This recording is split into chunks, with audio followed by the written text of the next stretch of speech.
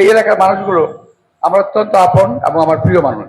কারণ আপনারা যদি আমাকে প্রিয় ভাবতে পারেন, আমি অত্যন্ত কৃতজ্ঞ থাকবো। আপনারা যে দোয়া করবেন, আপনি নির্বাচনে যাতে আল্লাহ তাআলা আমাকে জয়যুক্ত করেন, আপনারা যে দোয়াও করবেন, সহযোগিতা করবেন। এই মসজিদে কিন্তু বহুবার নামাজ পড়েছে, বহুবার, নির্বাচন না, নির্বাচন ছাড়াও অন্যান্য সময় নামাজ পড়েছি, বিভিন্ন সময় জানাজা এসেছি, নামাজও পড়েছি।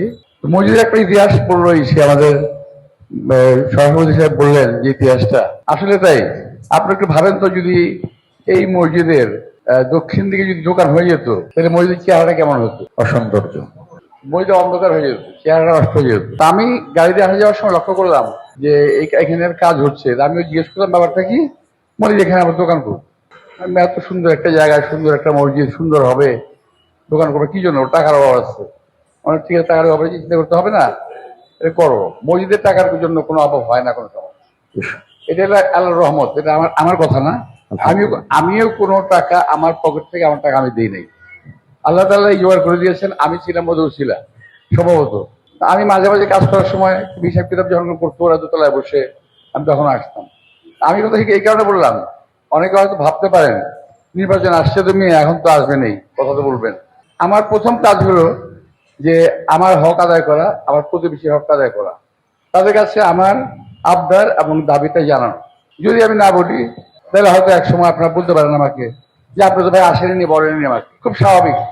আবার আমার একটা প্রশ্ন আসবে, আমি ভাই আপনাদের বলবো কেন, আপনারা আমার জন্য করবেন, এটা আমি বলতে পারি। আর এটা আমার দাবি। ভোটটা হলো চাওয়াটা আবদার। এই এলাকার ছেলে আমি, এই এলাকার মসজিদ কেমন হবে, এলাকার রাস্তা কেমন হবে, এলাকার মানুষ কেমন ভাবে চলবে, তার সঙ্গে আমার একটা সম্পর্ক আছে এবং থাকবে আজীবন, নতুন কিছু না। তো সদ্য মুরব্বিয়ান, প্রিয় ভাইরা, আমাকে কিন্তু এখানে আমি যা দেখছি এখন, সামনের কাতারে যারা আছেন, যে মুরব্বিদের সঙ্গে আমি আগে 15 বছর আগে, 20 বছর আগে নামাজ পড়েছি, তারা কিন্তু কেউ নাই। তারা কিন্তু কেউ নাই এখানে। আমার এখানে যারা ছিলেন, আমি আকবর সাহেব, আকবর খান সাহেব আমার মামা সম্পর্কে, আকবর সাহেব ভাই, তারপর এরকম সম্মুখ সকলেই এখনো অনেক আত্মীয় আমার, কিন্তু আমি সবাইকে চিনি না এখন। আমি আপনাদের অত্যন্ত কাছের লোক ছিলাম, আছি, যে কত বেঁচে আছি, থাকবো। তো আপনারা দয়া করে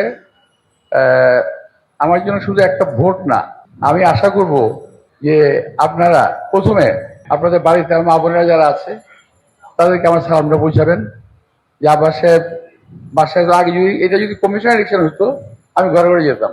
একটা এত বিশাল বড় একটা এলাকা, সময় মাত্র আমাদের এখন থেকে আজকে 18 দিন সময় আছে। 18 দিনের মধ্যে আমার সমস্ত এলাকার মধ্যে আমার প্রতি ঘরে ঘরে যাওয়া সম্ভব না। সম্ভবত আমার লোকজন হয়তো যাবে।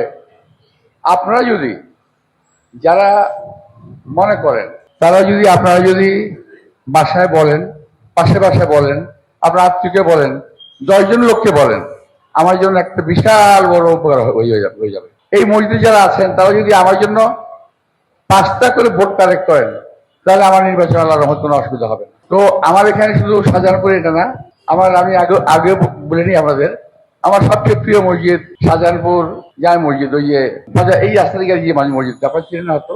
এই এলাকার মানুষগুলো আমার অত্যন্ত আপন এবং আমার প্রিয় মানুষ।